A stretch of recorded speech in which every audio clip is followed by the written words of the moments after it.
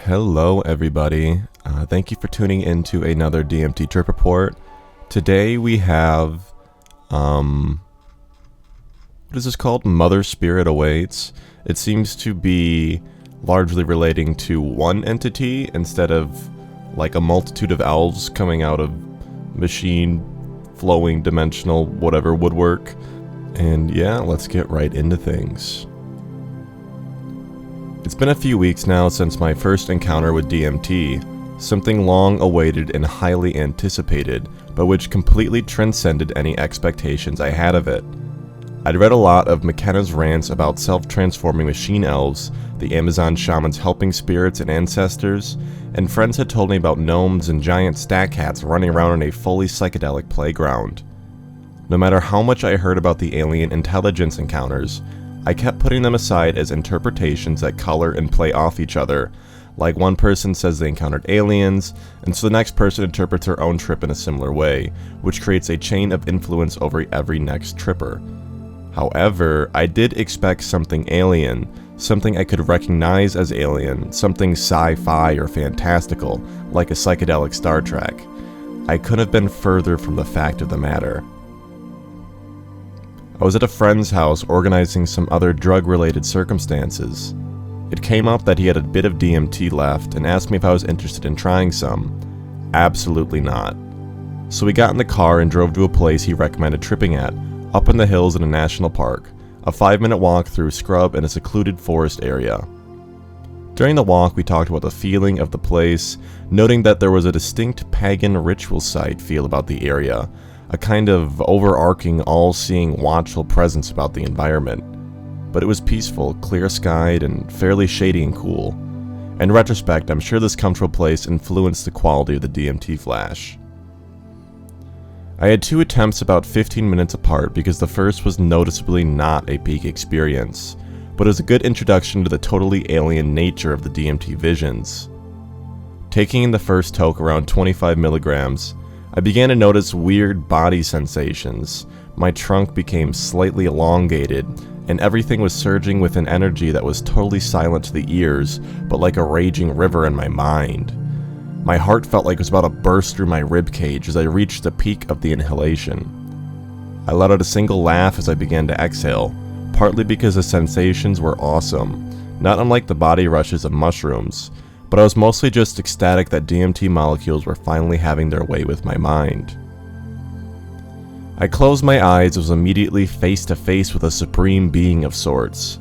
It had no face, and its form was like a string of multicolored lights, constantly morphing, like a clown making a series of balloon animals, beginning with a dog. He alters a couple parts, holds it differently to reveal a dolphin, and so on. It was certainly a living presence, and without a face, it was still somehow staring eye to eye with me, as though it knew everything about my entire life. There was no sense of emotional attachment, but there was a definite, super-linguistic communication happening. This being and I were traveling at great speed through an infinite stretch of deep space. I was chasing it. It stayed the same distance away from me the whole time, and seemed to be at ease with the speed, while I was struggling to keep up. It was as though it wanted to be there, but not yet, not in this way. It was telling me to come back when I could keep up with it, when I could catch up and pass straight through it. Maybe this was the membrane that separates the being's world with mine, the chrysanthemum that McKenna described. The being zoomed away and the effect started to fade, leaving me in a blissful kind of luminescent state that surpassed any notion of Zen states or meditative bliss. The real world had become indescribably fresh and crystal clear while I had my eyes closed. 15 minutes later, and the second attempt was around twice the dose of the first, and began just the same. The visual environment became kind of fuzzy and my body seemed to spaghettify just slightly. But within seconds of this, there was a distinct difference. I had only heard this described in other people's accounts once, I think, and I had totally forgotten about the possibility of it happening until it actually happened to me. Just after I released the toke, I looked around to see what was happening to my senses as I was coming up. When the entire universe began to buzz, it was like a deep bass feedback loop that you sometimes hear in electronic music, like the humming noise of flying saucers in movies, very electronic and computer-like, but unbelievably real and right there, all around me. I immediately thought that the DMT had unlocked a whole new realm of sound that we don't normally hear, a background kind of sound that would distract our ears from normal functioning, the sound that matter makes. I've perceived the vibrations of matter and subatomic particles on other trips, mushrooms, acid, and once or twice even on the old hooch, but now with DMT it was a totally audible reality. And more than just audible, the sharp, bassy hum that was coming out of everything made everything vibrate, including myself and my sitter next to me. It was so intense and pervasive that I had to close my eyes to escape the motion sickness of this vibrating mass of existence. When I did, the buzz began to mutate and break up into all these telephonic, electronic, modem-like noises, like a kaleidoscope of sound. The sounds built and built, reaching a peak that culminated in a vortex which sucked everything in existence, the buzzing, the environment around me, and my entire being into a totally foreign dimension. And there I was, with total silence. The buzzing was gone, and I was in a room looking at a wall. The wall was like a complex scaffold of constantly morphing, angular prisms shimmering with colors that are completely beyond the descriptions of any language, and totally awe-inspiring. I felt an uncontrollable smile grow across my face, reality check, but I kept watching. I immediately noticed that there was something more than just the wall. I noticed at first there was something in the wall, popping out occasionally to show me it was there. It wanted me to recognize it before it would fully come out though. It was something like watching the flat surface of a calm beach, and seeing a dolphin periodically break the surface for air. When I recognized that there was definitely something living swimming through this scaffold of unbelievable shapes and colors, it came out. It was a non-human female being flying around this hyperdimensional room. She wore a flowing cape or gown that streamed directly off a big round glowing face, the kind of face that a 3-year-old kid draws, a circle with dots for eyes and a curved line for a mouth. That's all there was of her. But her face was so alive, compassionate, and enlightened. She was so happy when I realized she was there. Then, I watched as a pedestal literally grew out of the floor of this room, made of the same unearthly, super brilliant scaffolding. My attention must have been distracted by this thing growing out of the ground because the female being got in my face and communicated to me, not in words, "Look at what's on the pedestal." I looked up and saw a diamond-shaped object that was made of similar stuff to the walls, but infinitely more brilliant, more dazzling, more unspeakably awesome. And as my smile grew and total awe and amazement filled me, this female being began flying around the object at great speed, keeping her eyes fixed on me. She was doing flips and sharp turns and cheering as though she was celebrating the fact that she had the chance to show me. She kept communicating to me, look at it, isn't this awesome?" This continued, and I kept my eyes on that unbelievable object as the scene began to fade. I became aware of my hands folded in my lap, slightly sweaty.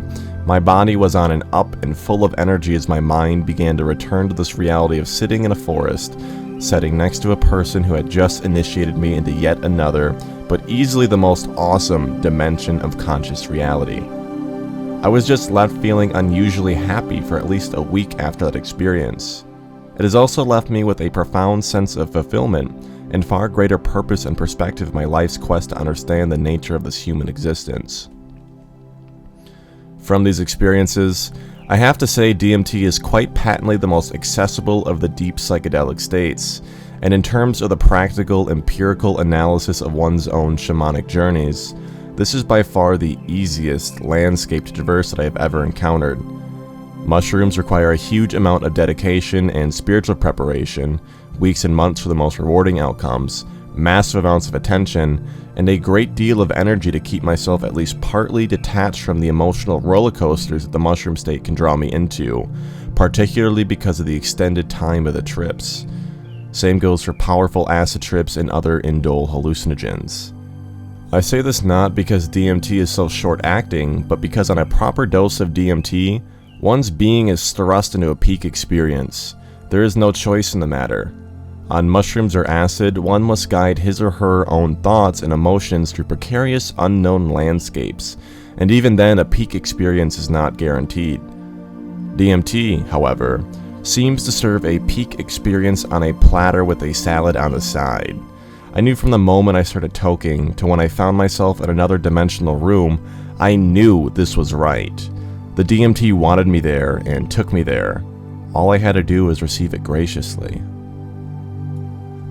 So this trip report, also interesting. I mean, like every DMT trip report, I recall back at the beginning, the second paragraph, it says, distinct pagan ritual site feel about the area, a kind of overarching, all-seeing, watchful presence about the environment.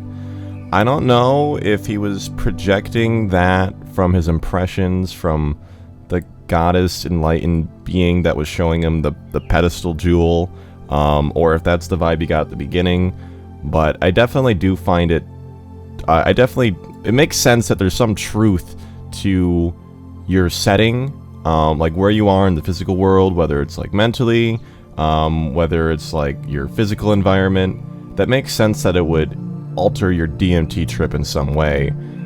It seems like he's saying there was a connection to his setting, to the enlightened girl that which he had to address, because any being that's not evil has to, especially in the multidimensional schemes of things, has to respect your free will. We know this very well if you watch the raw material video I just made.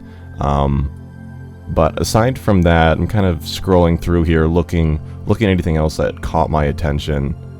Like I thought the author did a very good job also describing the DMT experience itself. I really do enjoy hearing different authors and people who experience DMT try to describe their experiences within their own vocabulary, because every single time it's something unique and like incredible.